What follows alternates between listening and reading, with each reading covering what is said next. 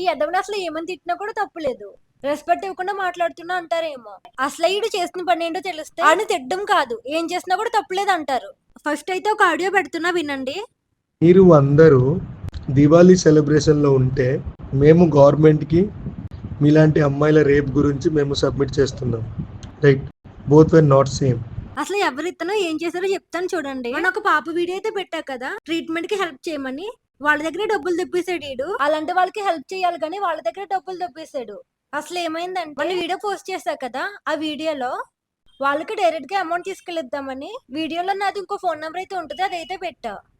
నాకు ఒక అతను ఫోన్ చేసి వాళ్ళకి హెల్ప్ చేయాలనుకున్న డీటెయిల్స్ కావాలని అయితే అడిగారు. నేను వాళ్ళ పేరెంట్స్ తో మాట్లాడుకోండి ఫోన్ నెంబర్ అయితే ఇచ్చా. నా ఫోన్ నెంబర్ ప్లేస్ లో వాళ్ళ ఫోన్ నెంబర్ పెట్టుంటే ఈ పాటికి వాళ్ళ దగ్గర ఉన్న అమౌంట్ మొత్తం లాగేసేవారు. ఫస్ట్ అయితే వాళ్ళతో ఇతను ఏం మాట్లాడారో ఆడియో అయితే పెడుతున్నా వినండి.